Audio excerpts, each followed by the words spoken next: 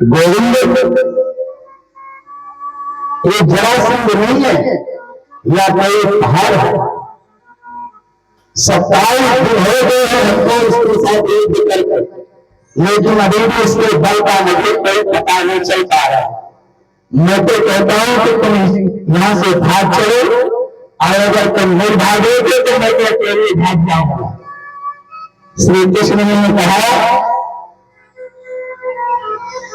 भीम भैया आप जब लड़ते हो तो मुझे भी तो देख लिया करो।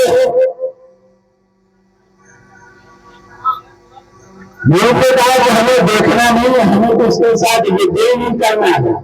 आप नहीं जाओगे तो हम स्वयं चले जाएंगे। कृष्ण ने समझाया कि इस बार जाओ और अब की बार हमारा ध्यान जरूर रखना, और कथाएं सुनेंगे। जैसे भीम सिंह जरासंध के पास गए तो लेकर भगवान ने एक इनको को उठाया और इनको के बीच से ऐसे छेड़ दिया। भीम दादा समझ गए, जरासंध को उठा करके पकड़ाए और उसके दोनों पैरों से उसको छेड़ दिए। क्योंकि जरासंध दो भागों में था, तो जरासंध नाम की एक राक्षसी सी उन दो टुकड़ों को जोड़ दिया था, इसलिए इसका नाम हो गया था जरासंध। तो उसमें बीच में संधि बनी ही थी, और उस क्रिया को श्री कृष्ण जानते थे। इसका वध सिर्फ इसी से हो सकता है, बाकी जगत में कोई हरा नहीं सकता। तो जैसे भगवान श्री कृष्ण ने इशारा किया, उनके को चीर करके भीम से उसको पटका आगे में पैरों से उसको चीर दिया। जैसे उसके पैरों को चीरा, उसका दर्द हो गया। उसकी मृत्यु का उपाय एक वृक्ष सिंह के डाली से भीम सिंह को दे दिया, और भीम सिंह ने वह सरकार कर दिया। मगर जरासंध की मृत्यु हो जाने पर वहां के प्रजा बड़े देर से हाय हाय पुकारने लगी। जरासंध के राज सिंहासन पर उसके पुत्र सहदेव का अभिषेक कर दिया, और जरासंध ने जिन राजाओं को क्रोधित किया था उनको कारागार से मुक्त कर दिया। जरासंध ने अनायास से 20,800 राजाओं के रूप में करके रखा था। श्री कृष्ण से कृपा से उन्हें आज मुक्ति प्राप्त हो गई है। हाथ जोड़ करके निवेदन करने लगे, प्रभु समाज के सारे मित्र और भय देखने वाले सचिवालय आपको मेरा नमस्कार है। हम आपके शरण में आए हैं, आप हमारी रक्षा कीजिए।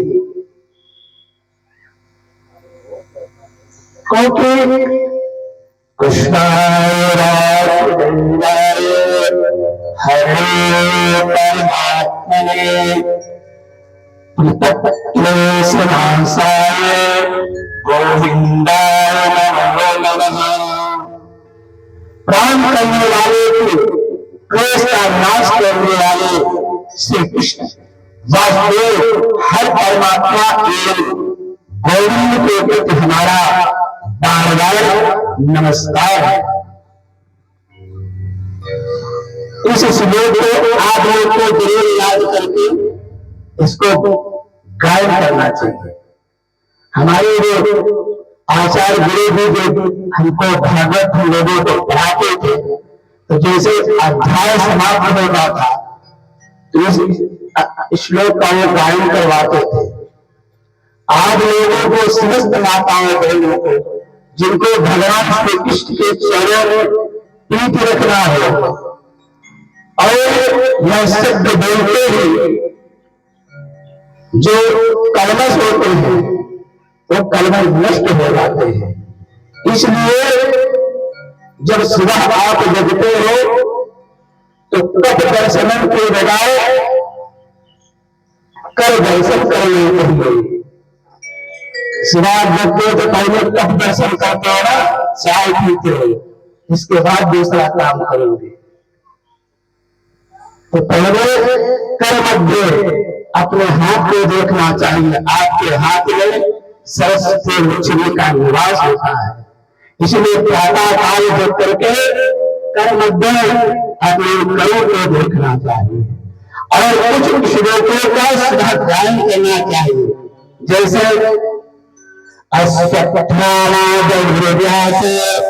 हरेणाच कृपा परश्रावणश्च इन 8 जो पुरुष है इनकी सुबह उठ करके इनकी वंदना करना चाहिए और इनके नाम का उच्चारण करना चाहिए। जो श्री भक्त है, श्री भक्तों के सौराय के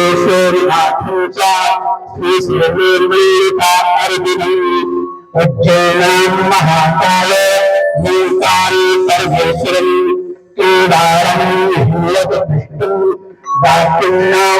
शंकरम वाराणस्यां चारिपुरुषं त्र्यंबकं गीतते। इस श्लोक का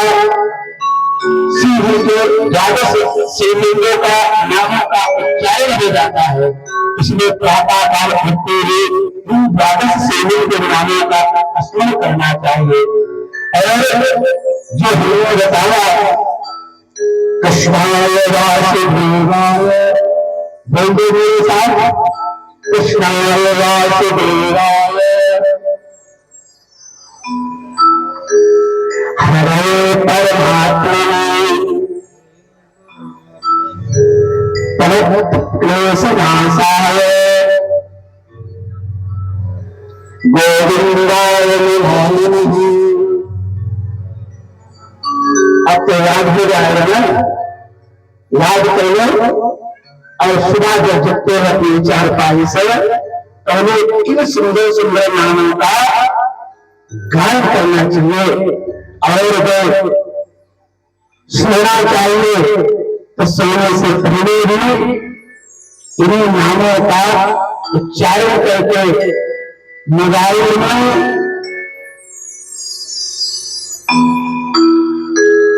गाना सुनकर के नींद नहीं लेना चाहिए। और अगर तुम गाने सुनकर सो जाओगे और कहीं तुम्हारे नींद नहीं खुली तो तुम्हारा फिर वैसे जन्म होगा, क्योंकि जैसे तुम्हें निद्रा मिला है वैसे तुम्हें फिर शरीर की प्राप्ति हो।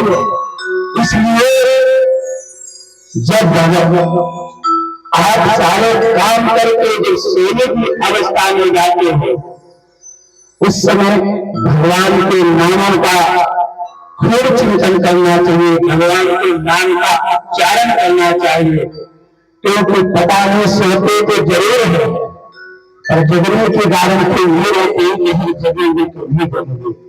इसलिए सदैव भगवान के नामों का संकीर्तन करके, भगवान के नामों का उच्चारण करके सेवन करना चाहिए और जब जागना चाहिए जो हमने पवित्र नामों को उच्चारण किया है इन नामों को भगवान को लेकर के और फिर घर के दूसरे काम करना चाहिए।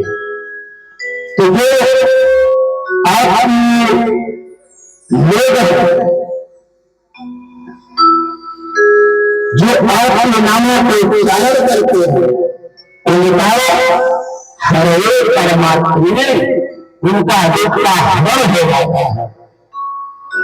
श्री कृष्ण ने कहा तुम लोगों की जैसे इच्छा है उसके अनुसार अब तुम्हारी भक्ति हम पर होगी। तुम लोग मुझे प्रसन्न करना हो, मेरी स्तुति से हम, तुम्हारी स्तुति से हम प्रसन्न हैं। एक दिन समय आने पर मुझे ब्रह्म स्वरूप को तुम प्राप्त कर लोगे। धर्मराज का वध करा करके श्री कृष्ण अद्भुत लीला को सुन करके बड़े प्रसन्न हो गए। सुखदेव जी कहते हैं धर्मराज श्री कृष्ण की अनुमति से युद्ध के योग आने पर युद्ध के कर्मों को मुक्ति देवराजी ब्राह्मणों को ऋग्वेद को आचार्य आदि ग्रहण किया है।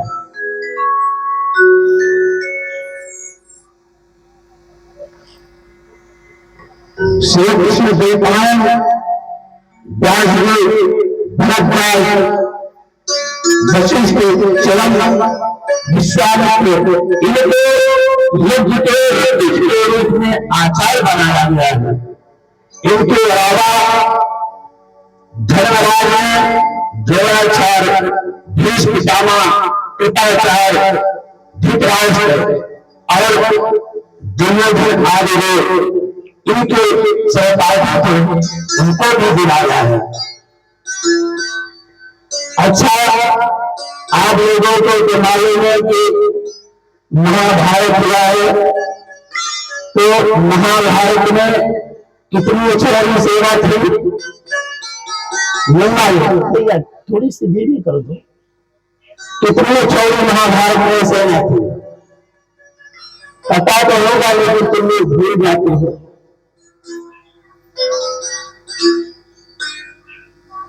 11 अक्षौहिणी सेना कौरव पक्ष में थी और 7 अक्षौहिणी सेना पांडव के पक्ष में थी।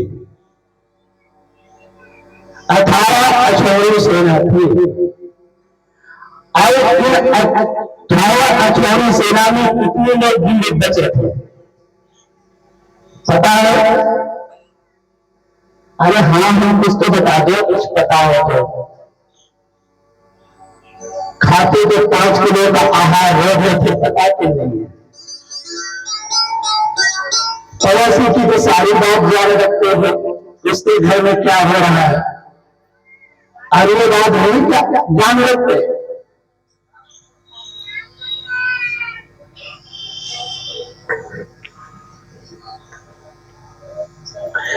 तो धर्मराज ने मुझे आज को बुलाया है और आज युद्ध दर्शन करने के लिए देश के राजा मंत्री कर्मचारी भी वहां पर आए हैं। और एक जो शास्त्र के विपरीत माताओं को उठा पटक मत किया करो, शांत चित्त से बैठे, इसलिए हम फिर डांटते हैं और डांटते हैं तो फिर बुरा भी लगता है जो गुरुजी को डांटते हैं। तो ऐसा काम करोगे तो डांटना तो पड़ेगा, इसलिए शांति से बैठा रहता है। हमारे शास्त्रों में और मनुस्मृति आदि लिखा है और उसका गलत ढंग से भी लोग समझाते हैं। तो शूद्रों को वेद मंत्र नहीं सुनना चाहिए। आज लोगों ने सुना है ना ऐसा? सुना है कि नहीं सुना? कितने लोगों ने सुना है ऐसा? हाथ उठा दो कितने लोगों ने सुना है? हे भगवान, तुम कौन से लोग में रहते हो भैया? दूसरे वर्ष हो गए तुम्हें हमें कथा सुनाते, हमको तो लगता है कि अंधे के आगे रो गए, आतंक विदा फैले।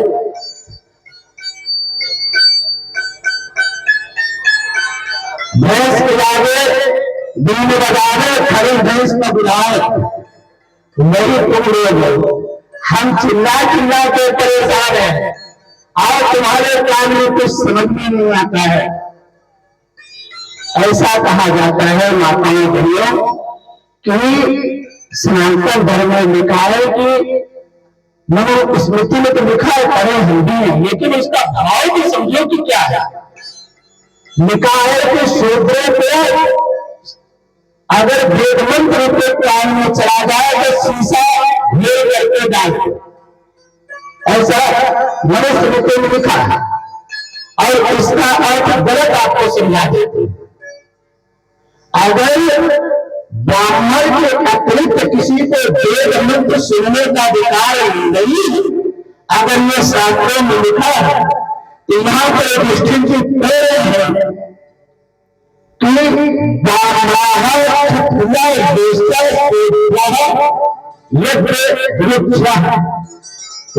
के राजस्व यज्ञ में ब्राह्मण भी आए हैं, क्षत्रिय भी आए हैं, वैश्य भी आए हैं और हरिजन आदिवासी भाई भी आए हैं। इनमें जिनका लोहे का चारपाई बनाने का काम भले भी आए हैं, जिनको लकड़ी काटने का काम था ये भी आए हैं, जिनको मंडप बनाने का काम था ये भी आए। मतलब कि चारों वर्ण वहां आए हैं। तो बताए कि जब यहाँ वेद मंत्र बोले जाएंगे तो क्या उनके काम में सुनाई नहीं देगा? अगर सुनाई देगा लेकिन वहां पर मारे क्यों नहीं दे? तो शास्त्रों को अनर्थ में बातें क्यों कोई बताता है? यहाँ पर जो यही कह रहे हैं कि हमारे यज्ञ में ब्राह्मण, क्षत्रिय, वैश्य और शूद्र चारों वर्ण आए हैं। इसका मतलब यह है कि वेद मंत्र सुनने का अधिकारी तो सब है, पर मनुस्मृति में इसलिए यहाँ लिख दिए हैं। आज के जमाने की बात नहीं कि ब्राह्मण लोग बेच करके दूध बेच करके अपनी जीविका चला रहे हैं, खेतों में हल बेच करके और नौकरी करके जीविका चला रहे हैं। मनुष्य में सतयुग में लिखी गई, सतयुग में ब्राह्मण के पास धन कमाने का, परिवार पालने का एक साधन था यज्ञ, और उस यज्ञ के द्वारा ही परिवार चलते थे। इसलिए मनुष्य कहते हैं मनोरी कि अगर ब्राह्मण के अलावा कोई दूसरा पंडिताई के दूसरी अगर वेद मंत्र सुनता है तो उसको दंड देना चाहिए, क्योंकि ब्राह्मण को अगर जीविका छीन लेगा तो ब्राह्मण खाएगा। इसलिए उसकी जीविका न छीनी जाए, इसलिए वहां पर ऐसा विधान बताया है। और ये कहा गया है कि हर जन आदिवासी भाई बंधु वेद मंत्र न सुने, अपराध कानों में वेद मंत्र न लाओ। अगर ऐसा निषेध होता यहाँ पर उधर के जो भूतों को कि हमारे यहाँ ब्राह्मण, क्षत्रिय, वैश्य, शूद्र चारों ही आया है, उनके राज्य से होते हैं।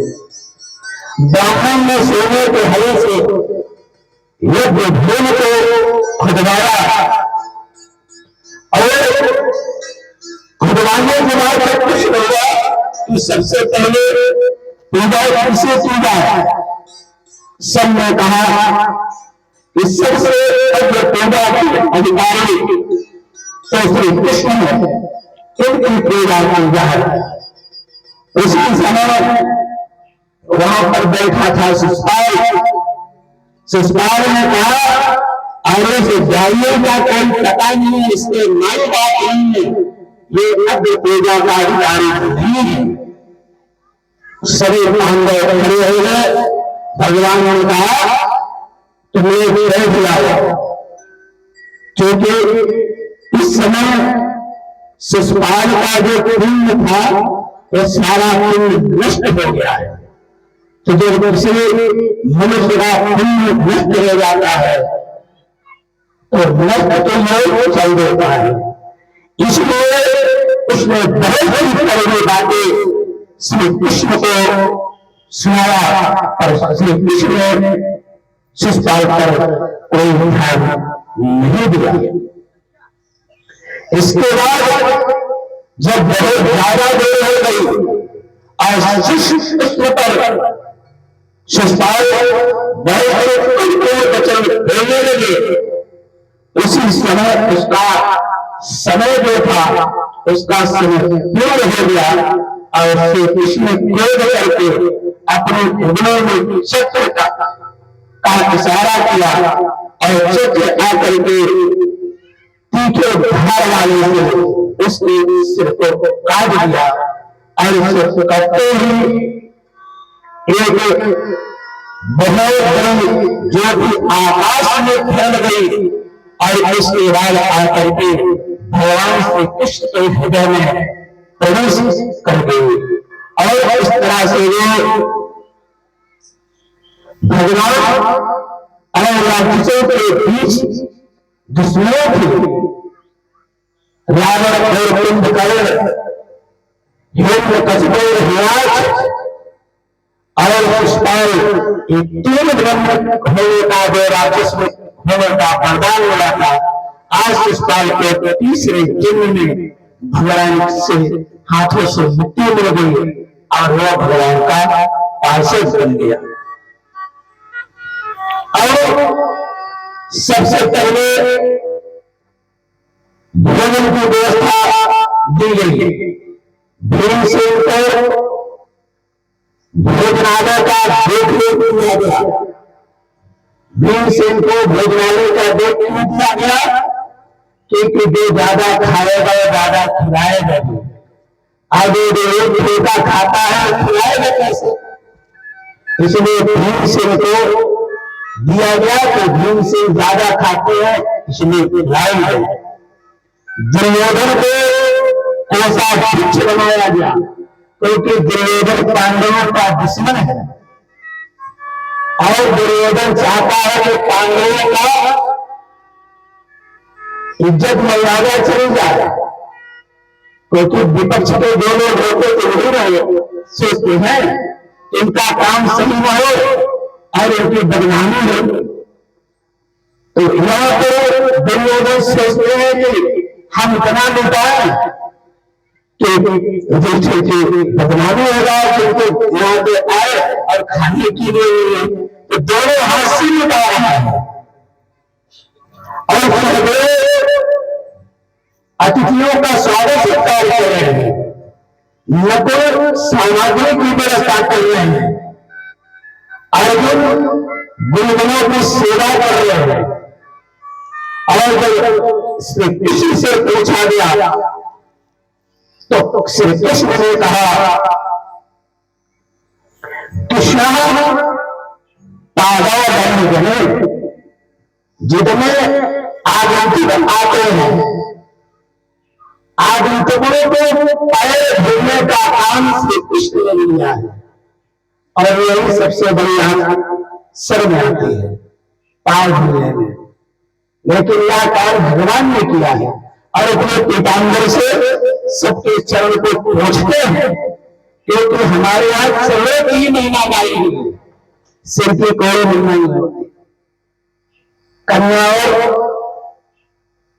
पुरुष का विवाह होता है तो पाँव में पूजा जाता है कि सिर पूजा जाता है? पाँव ही पूजा जाता है। और पाँव के भगवान के करीब सुनाए हुए मस्तक का जल दे गए, भगवान के चरणों का चरणोदक ही अमृत माना जाता है कि आपके चरणों का चरणोदक मिल जाए। हमारे यहाँ चरणों की विशेष महत्वता है। द्रौपदी भोजन परोसने का काम करती है और कर्ण दान करने का काम करते हैं क्योंकि कर्ण पांडवों का देश ही था, इसलिए खूब लुटा रहा है कि पांडवों की बदनामी हो जाए। सुखदेव के पुत्रों के प्रत्यक्ष राजसी यज्ञ में जितने लोग आए वो परम सिंहवान ब्रह्मवादी सदस्य ब्राह्मण क्षत्रिय वैश्य शूद्र राजा देवता गंधर्व ये सब युधिष्ठिर के राज से यज्ञ में आए हुए थे और सबको यथोचित धर्मराज ने आतिथ्य सत्कार किया है। लेकिन युधिष्ठिर अपने भाइयों से संबंधी